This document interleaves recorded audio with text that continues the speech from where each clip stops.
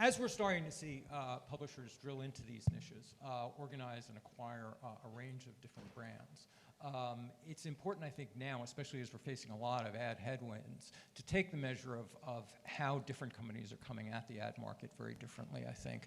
And we have two, I think, very different publishers here who have different models, and I think that's sort of the frame for this discussion, is that they are coming at the ad market and also the content market differently, and they have different business models to some degree. But let me ask each of you to introduce yourselves quickly, and then I want to get into the contrast between your publishers. Go ahead, Guy. Sure. Hi, everybody. My name is Guy Griggs. I'm the Vice President of National Advertising Sales for the New York Times. So I basically oversee all of our partnerships and relationships across the country. My team is just trying to bring smart solutions to our partners to drive better business outcomes, and all of that, of course, is in support of, of Times journalism. So that's what I do. Hi, my name's Avi Zimak. I'm the Chief Revenue and Strategy Officer for the Arena Group. My purview is over our sales, marketing, business development, ad ops, account management teams within the organization. And I'm also making sure that we don't slide off these stools. They are so slippery. So sure, I want to slide right off. Avi, I want to start with you in Arena and explain to us the brands that actually you contain, but in particular the model that you pursue. Because you described it to me, and I want to drill right into this phrase that you used, the Uberization of publishing. Because I think it's a really interesting model, and it does stand in, I think, in stark contrast to the New York Times in some respects. Yeah, so most people probably aren't familiar with the Arena Group, but essentially what we've created these different arenas that all sit on a unified single tech platform. What that means, or what these arenas represent, are essentially various verticals. Each of those verticals is anchored by what we know as household name brands. So we have a sports vertical that's anchored by Sports Illustrated, which many of you are likely familiar with. We have a finance vertical that's anchored by TheStreet.com. We have a lifestyle vertical that's anchored by Parade.com. We have a men's lifestyle vertical that's anchored by Men'sJournal.com. We have about 250 plus publishers that sit on this platform that are a part of the Arena Group. Of the 250, we own and operate about 50 of those entities, running it from soup to nuts. And the other 200 or so are partners of ours. And essentially the model is, to the point of Uberization, is we say Uberization because if you think about what Uber is to drivers, right? They provide a technology that helps bring drivers and then ultimately consumers and monetization. What the Arena Group does is we provide a single unified technology platform that's there for independent publishers. And we bring these independent publishers in to essentially become part of something much bigger than the sum of its parts, right? They're now part of a much larger ecosystem. So if you are an independent publisher that, for example, is you're a sports or a local sports publisher, right? You might be the highest quality, best, most premium content localized sports publisher in Tuscaloosa, right? But in order to monetize and drive the type of traffic they're going to get from having the umbrella of a Sports Illustrated just as impossible without not only that moniker of Sports Illustrated above you, but then also this much larger ecosystem where you're playing in a world with 250 other publishers where we can do various things like cross-pollination of editorial. Obviously, it creates a much larger ad ecosystem for folks to play in from a programmatic standpoint, direct standpoint. We can get really creative with what we do and how we operate. So you're really tapping into that creator culture. You're trying to use it to penetrate to that level of intimacy and engagement that those individual creators have uniquely with the audience, and somehow find a way to connect that with your content and your brands and create some sort of holistic system out of that. Correct, yeah, it's not, there are times, I was just up in my hotel room, right, where before we came down this morning, and, I went to NBC and, the morning news or Today Show to see what was going on in the world, but I know we've got these afternoon activities, so I also then switched to local, New Orleans local news to find out what the weather was going to be, right? So if you think about that approach in each of those different verticals, that's essentially what we're ideally trying to bring to the consumer. Mm-hmm. It's this this in-depth content experience that you can get all through one entity. Now, Guy, the New York Times is conversely about as top-down a publisher as I think any of us can imagine. It is reliant on its quality, its authority. And it's also famous for its subgrowth. I mean, you've exceeded 9 million paid subscribers with a goal of 15 million by 2027, I understand. That is the majority of the revenue now? Yeah, it But is. advertising is seen as a key driver here, and a little bit like Arena Group, you've bought into other verticals, notably gaming, Wordle, but also sports and other areas. So tell us what this model is now. Yeah, definitely. So our model, and these chairs are scary. Our model is to be the essential subscription for every curious reader who chooses to understand and engage with the world. And basically we do that through being the best news destination out there. We also, number two, want to create more value for more people's lives so that they can really engage with their passions and interests. And that comes across through our investments in NYT Cooking, in NYT Games, in Wirecutter, and our recent acquisition with The Athletic. And then thirdly, we're trying to connect, I guess, one and two to create a more expansive and connected experience for our audience so that we're really indispensable in their daily lives. And so that strategy has worked. That's why almost 10 million people believe our content is worth paying for. And it is definitely the preponderance of the revenue coming into the company. We are a digital-first, subscription-first model. That said, our advertising model is inextricably linked to that subscription model because, of course, the more subscribers that we have, and we have an addressable audience of about 135 million people who exchange some sort of information with us for more access to the site. When you're dealing with that scale and you're dealing with the passion points of cooking and gaming and sports and product recommendations, and then you're even dealing with the core news app that covers every aspect and every aspect of lifestyle and culture, whether it be travel or wellness or fashion, et cetera. You have a lot of data points to play with, if you will, and we can provide some really smart, prescient, privacy-forward solutions to our advertising partners. So the more revenue that generates, the more we can actually funnel back into the newsroom, which allows us to create content, which gets the more subscribers. So it's this whole cyclical model that's very, very connected. And our advertising business is definitely, the health of it is predicated on the health of our subscription business. So I want to circle back to your models, but first let's take both of you, since we have you here coming from somewhat different models, but I want to take the temperature of the advertising marketplace for you guys this year, say in the last 4 or 5 months where we've seen depression. I think New York Times ad sales was flat in the last earnings call. Yeah, ish. Right. But I want to understand from your perspective where are the headwinds, and then I want to pull back and move into the ways in which you're addressing those specific challenges you're seeing in the market with product. But what's your take on where we are at the advertising market right now? So, I mean, the macro picture, I don't think has been all rainbows and unicorns over the last 5-6 months. We've been in a unique position. We're a publicly traded company. AREN is our ticker.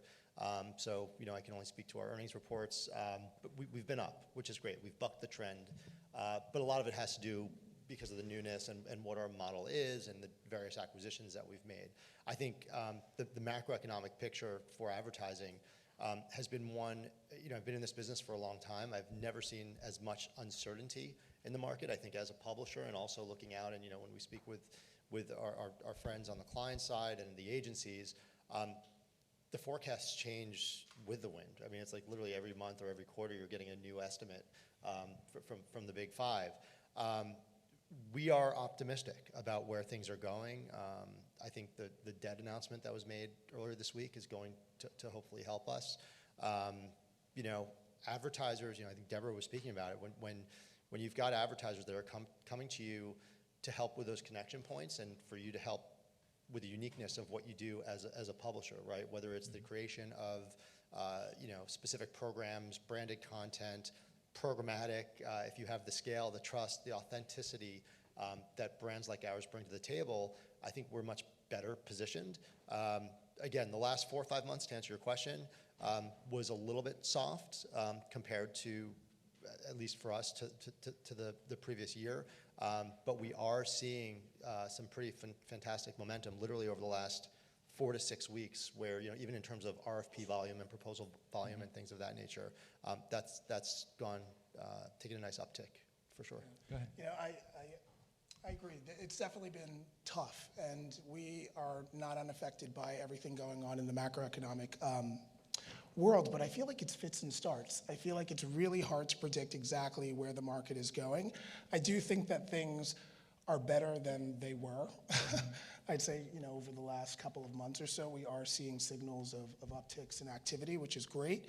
But what that has forced us to do is really, you know, take a look at what the market is calling for in this tightening market and this, you know, looming recession.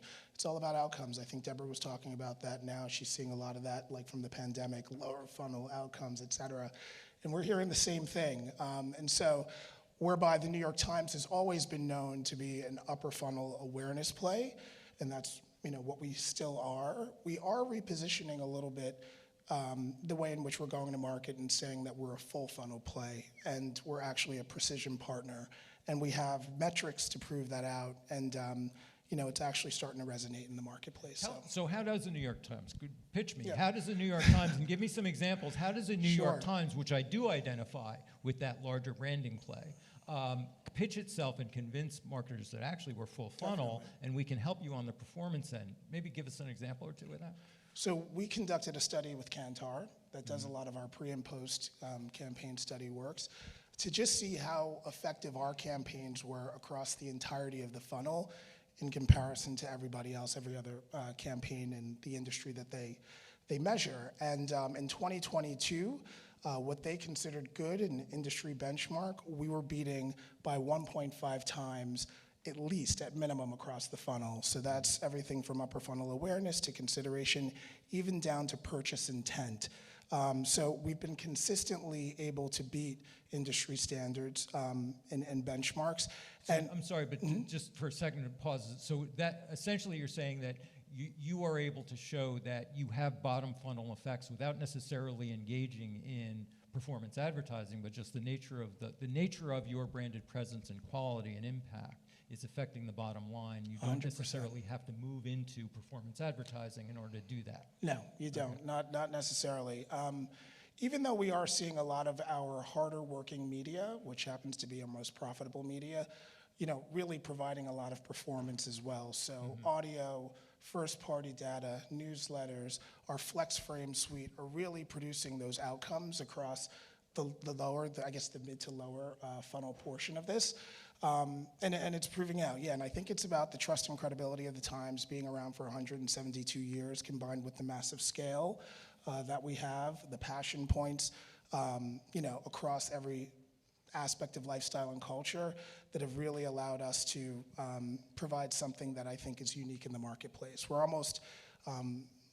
We're trying to almost say that you can buy an addressable audience across the MYT ecosystem, which we know is quite prevalent in the connected TV world. So, Avi, give us some examples of success, of the ways in which you've leveraged this model that you're talking about, and with ad product that performs especially well, having those marquees at the top, having that creator culture coming from the bottom.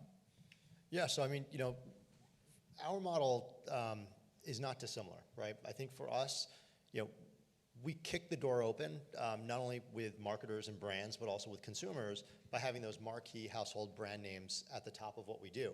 You know, to Guy's point about scale, that is our business, right? So we create these verticals, we create massive scale. You know, as an example, our sports vertical, anchored by Sports Illustrated, when we acquired the publishing rights to SI, they were sitting at a number 15 spot on ComScore, right? We brought it in-house about 3.5 years ago, put our model into effect, and it encompasses a lot of different things. We've got our secret sauce, but it's the three-legged stool of brand along with SEO, along with social, and how we can help build that, and then also incorporating these local sports sites and others. Right, there are a number of strategic acquisitions that we made on the breaking news front, on the content front, et cetera. But all of a sudden, we've now gone from this 15 spot on ComScore into the number 4 position in sports. So it's ESPN, CBS Sports, I think it's then Yahoo Sports, and then Sports Illustrated, right? Which they haven't seen, or cracked the top 10 in probably a decade at this point, right? So to answer your question, how does that work? Across each of our verticals, we have a very similar model that we've put into place. We're now at 110 million uniques in the U.S. So that presents scale to marketers. We have an incredibly strong programmatic business. About 70% of my ad revenue is actually programmatic. That speaks to the performance-based, right? The majority of our programmatic is performance-based. But we have this really nice ability, because we have these household name brands at the top, to also go in and create the top of the funnel awareness for brands through SI, branded content, et cetera. Standard display, which I think has gone the way of the dodo. That's usually now part of a larger package. But our branded content initiatives are really strong. One example of this, and how we prove it out is it's result-based. It's you look for repetitive advertisers. You look for longer standing deals. If you go on to si.com now, there's actually a section on our site that you'll find called What's on TV. That section is powered by Fubo TV, right? That's a multi-year deal. So we have one aspect of that is purely based on advertising, and the other is where they actually present content that helps drive tune-in or subscription for them. That's a 3-4 year deal with us, because they've seen such success in customer acquisition. So that's proof in point, if you will. Steve, I was just going to say, to get back to your thing of us being a precision partner without employing performance tactics, but still driving outcomes just based on the credibility of who we are. We were working with a luxury retailer last year, and they wanted to do some audio with us, and now they're spending almost 7 figures with us a quarter. And they were doing it for awareness reasons, and unbeknownst to us, they changed the creative around the holidays to promote some personal shopping offering that they were doing, and they saw a huge amount of conversion and a huge amount of people coming from the New York Times to sign up for this personal shopper. So we were like, okay, well, wow, we are not only providing awareness, but we're also providing some lower funnel conversions. So this year, what we did is said, let's get more precise. Let's do a targeting layer, because our first-party data system can actually layer across email, audio, as well as digital platforms. Let's add a targeting layer of people with investable assets over $25 million, and let's try and target them with a specific offer. And so in addition to the big awareness play, we layered in that targeting capability, and we're now seeing like the largest cart sizes coming from the New York Times and any other partner that they're working with, just by layering in that precision into the campaign. So that's also producing a ton of outcomes for them. And the recent acquisitions and expansions, and I mean quasi-recent. I mean, the Wirecutter was a while ago, but you also got Athletic, Wordle. Now you're expanding into a range of other niche audiences and have the challenge of monetizing that. I mean, gaming is notoriously difficult to monetize for publishers. 100%. What is your plan to engage those audiences and to monetize that content through advertising? Yeah, well, I mean, the whole second pillar within our strategy of meaning more to more people and being more valuable in their lives is where we see a huge opportunity, because we also want to mean more to the marketing community. And when you have somebody like Meredith Kopit-Levien, who is our CEO, who used to run the ads business about 10 years ago when she started, she knows it inherently, she supports it, she thinks that it's going to be a growth driver for the long term of the company, which is awesome. And when she says those kind of things, people start to listen. So people in editorial, people in product, tech, growth, marketing, the entire gamut is thinking, okay, as we develop products and we start to monetize these specific areas, these sub-brands, if you will, within our portfolio, advertising needs to be like not put first, but needs to be thought of when we're actually designing these things and these experiences for these people to attract new audiences. So it's really exciting because we got the support from the top, and then all of a sudden we have all of these new brands that are, there's tens of millions of people coming to our gaming platform, and like there's a tiny bit of that that's actually monetized right now with regards to ad supply. So there's a huge opportunity for us to provide scale for our marketing partners within gaming, for example, as one of them, one of the sub-brands. And when you have everybody in the organization thinking about what that could look like for an advertiser and how that's not going to be disruptive to the end user, some really interesting things, converge and start to happen. So this is kind of our foundational year.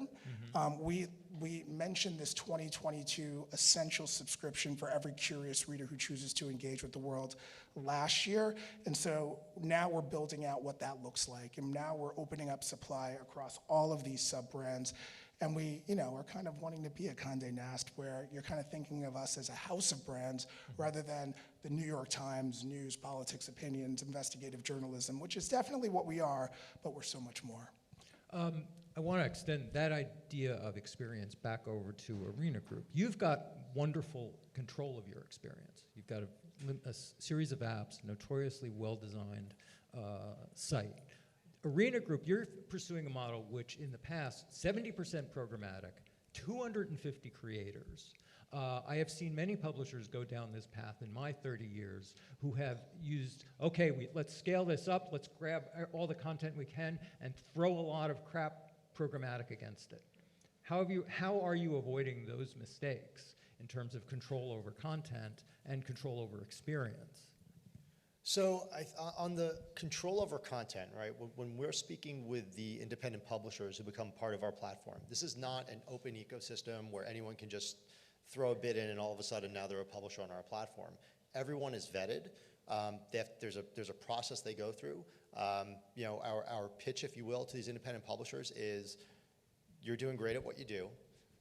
It's pretty tough out there, right, to grow, to scale, to monetize. When, first of all, now, 45%, 48% of every ad dollar that comes out goes to two companies, right? It was above 50%. The last quarter was the first time it came below 50%. And then, by the way, now you're also dealing with all the other social platforms, every broadcast company, every media company. Good luck as an independent publisher scraping by and trying to snag onto what's left, which is basically 10 to 15 cents on the dollar, and compete with every other media organization out there to get it. So keep doing what you're doing. Keep creating great content, right? So you have, there are qualifiers that they need to check the box on in order to come onto our platform. Scale, quality of content, it has to fit in to one of the verticals that we've created, these 5 verticals that we have. If it doesn't, okay, we appreciate you, but you're not going to be a part of us. So those are some of the quality controls that we have before they even come in to be a part of the Arena Group. Once they're in there, we have a system and a process. We had acquired a company called Hub Pages that basically provides editorial oversight to any content that flows through our systems. So that they're watching and seeing everything that's being published on our platform. But the publishers, they're doing all the content creation. Everything else is being handled by us. So we're essentially, they're riding on our spine or our backbone, if you will. So we're doing all the SEO, we're doing all the monetization, we're doing all the social amplification across the board. So we do have those quality controls in place to ensure that it's a good experience for the user. I think both of you have in common, though, that you're neither of you, correct me if I'm wrong, really a video-first publisher in a world where video is driving. You're 100% correct. I mean, we wish we could do. But that's where the money's going. Tell me where I'm wrong there, but tell me how you're addressing this, and do you even want to try to play there, or is it just too expensive and you're going to do what you're doing, for both of you? So I'll go first. So we have, we obviously have a video strategy. We do have video.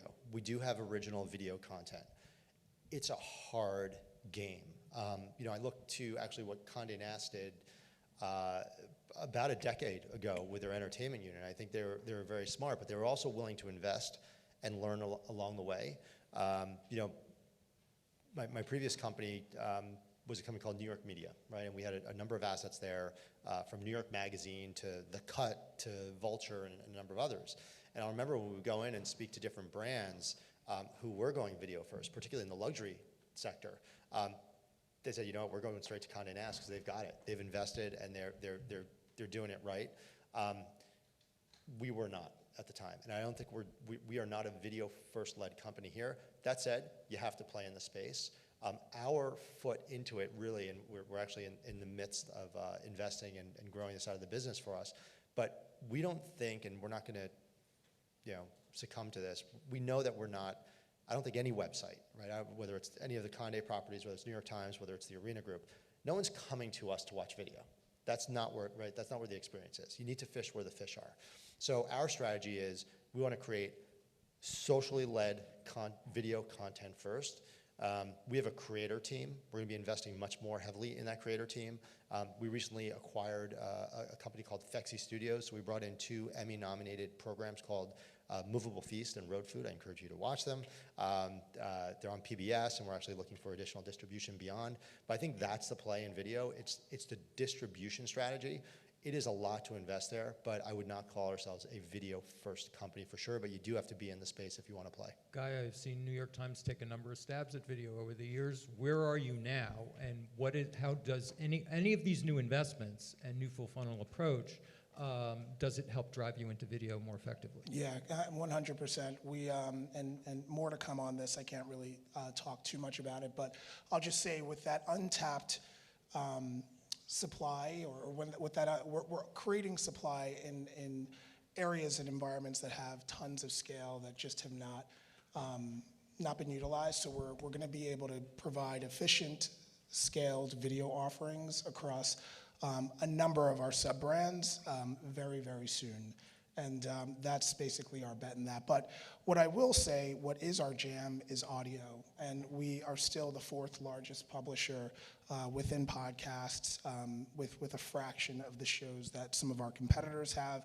And we believe in the future of investigative storytelling and narrative, investigative journalism and narrative storytelling within the audio format. So we're placing a lot of bets within that format, and we know that people are investing there. And to that, you guys just made what I consider a gangster move, which is you issued your own audio app. Now, in a world of heavily distributed audio, where it is a given that you're working across multiple podcast forms, you guys decided, no, we're going to make our own app. You're going to come to us for all your audio. It's all a part of the essential subscription strategy. We're trying to get more people into our ecosystem.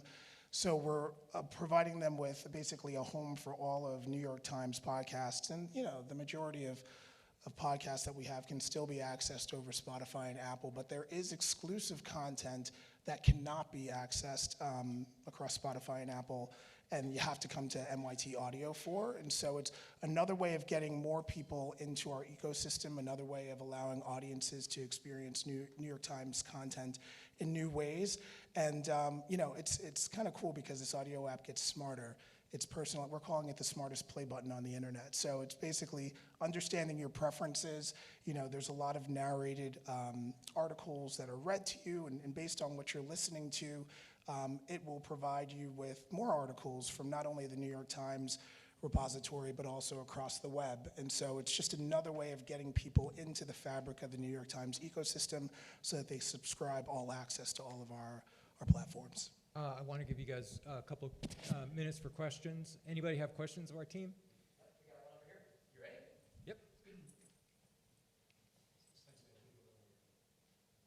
Yep. Hi, my name's Zach. I'm from a company called Zephyr. We were recently acquired by Zuora.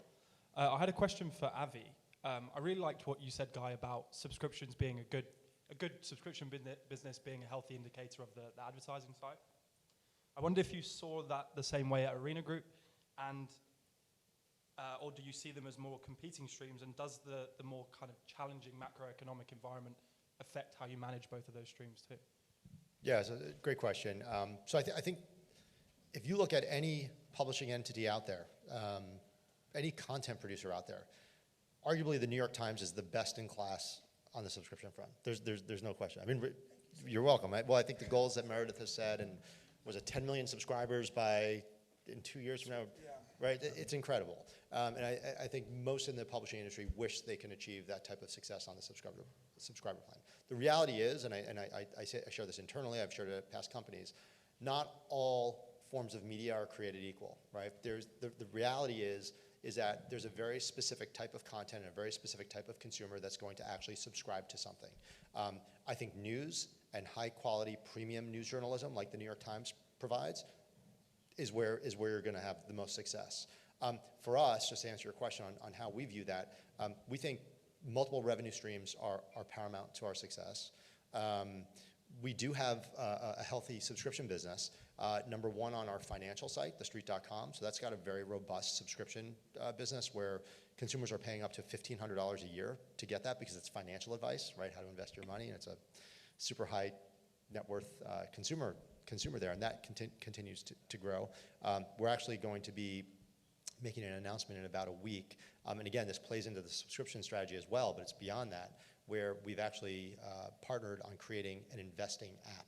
So you can go and actually invest your assets, but it's going to be kind of the anti Coinbase, or what were some of the other platforms that came out around crypto? I forget all of them, where it's not about gamifying investments. It's more about education. So there's a learn and earn platform, and the content, surprise, surprise, that's going to be flooding through that app is brought to you by The Street. It's our Street editorial. So the idea there is that you get consumers into the app, they're investing, they are participating with our and consuming our content. That will hopefully help drive subscription. And then we also have a robust subscription business. Crazy enough, we have one magazine, right? We're a digitally first led company.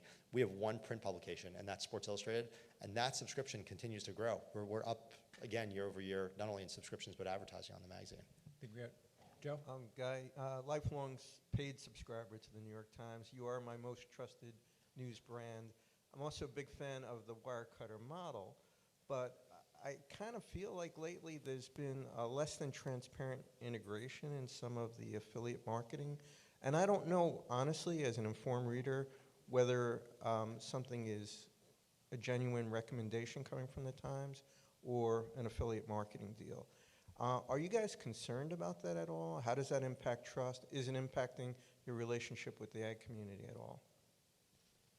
I'll just say that, I mean, in terms of church and state, I've never, and I've worked at the Washington Post, at CNN, at Bloomberg. I've never been at an institution that is more serious about that and not betraying our audience's trust.